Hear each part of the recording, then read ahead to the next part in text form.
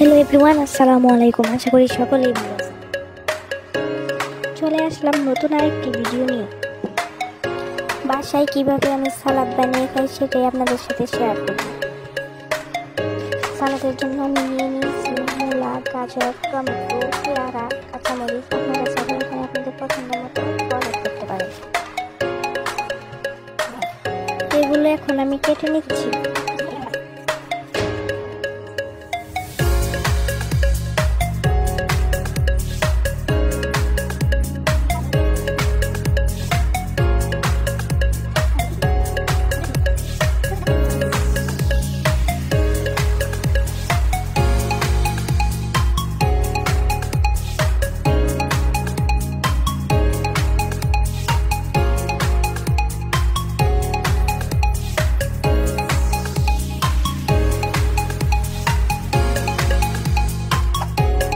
আমি লবণ নিয়ে নিচ্ছি, তারপর লবণ মরিচগুলো ভালোভাবে মিশিয়ে নিচ্ছি।